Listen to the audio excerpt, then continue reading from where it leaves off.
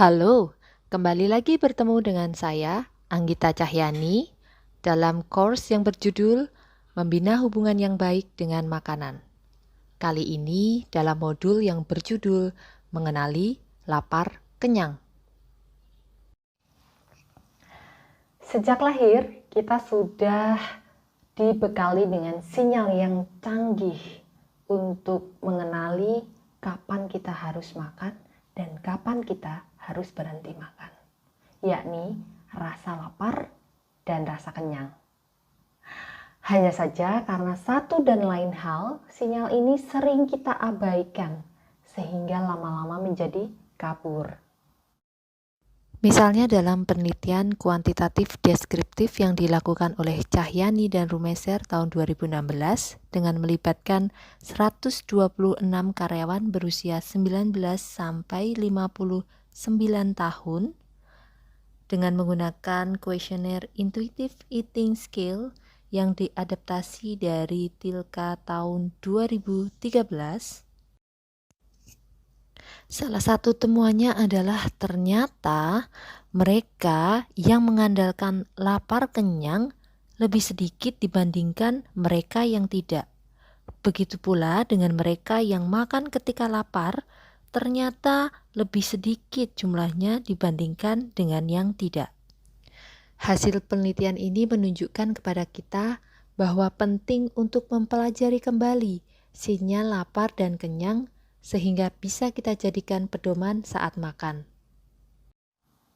Untuk dapat makan dengan sadar sehingga dapat memberikan manfaat yang baik untuk tubuh, sinyal ini harus kita sadari dan gunakan sebagai pedoman.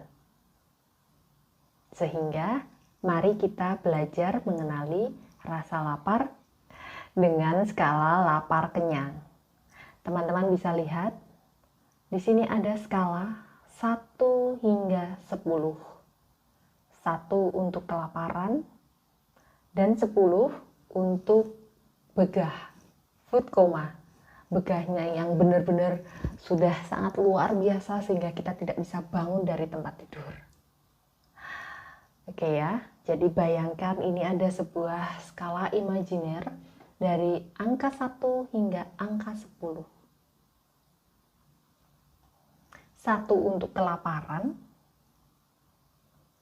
2 untuk lapar banget, 3 untuk lapar atau siap makan,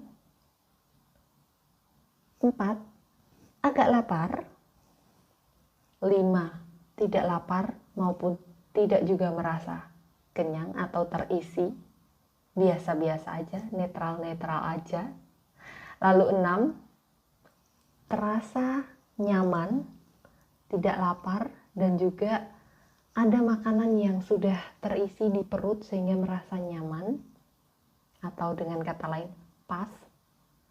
Atau bisa juga digambarkan ketika ada 1-2 sendok mungkin masih mampu. Lalu 7 untuk kenyang, terasa habis makan ada sesuatu yang mengisi.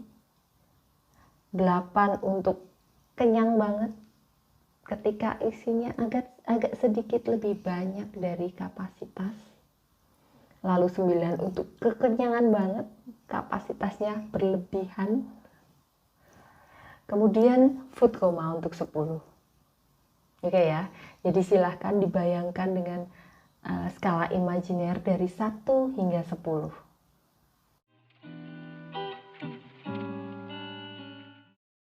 Nah, kemudian kapan kita harus makan? Idealnya kita makan ada di skala 3, yakni saat kita memang merasa lapar. Kita bisa melihatnya dari tanda-tanda fisik, misalnya perut yang mulai berbunyi, mungkin keringat yang mulai mengalir, keringat dingin, atau mungkin yang sudah mulai resah, gelisah gitu ya. Nah, ini adalah sesi yang ideal untuk makan. Kenapa tidak di 2?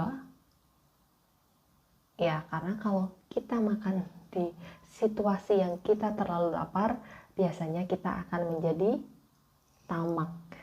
Makan jadi berlebihan karena merasa aku I deserve this because I already starving. Atau kenapa tidak di 4 agak lapar? Ya karena memang sebenarnya ini belum terlalu lapar, masih bisa ditunggu. Tapi boleh nggak mulai ke 4, dari 4 agak lapar?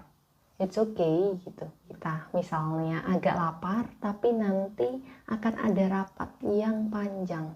It's okay kalau mau diisi sedikit, supaya hilang, berada di posisi 5. Nah, jika tadi adalah tentang rasa lapar, kapan kita harus makan, sekarang adalah tentang kapan kita harus berhenti.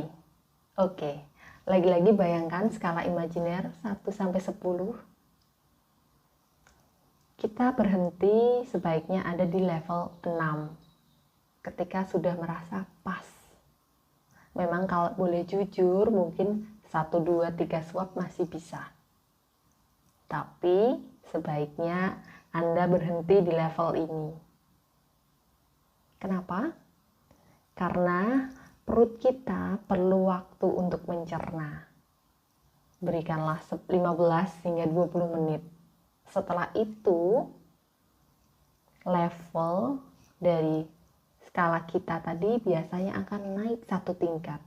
Sehingga kalau kita membiarkan perut kita di nomor 6 atau pas, beberapa menit kemudian kita akan merasa kenyang. Tapi kenyangnya masih nyaman. Coba bayangkan kalau Anda membiarkan diri Anda terlalu kenyang. Sejurus kemudian akan naik dan jadinya justru tidak nyaman. Kenapa tidak di 5? Di 5 tentu sangat boleh.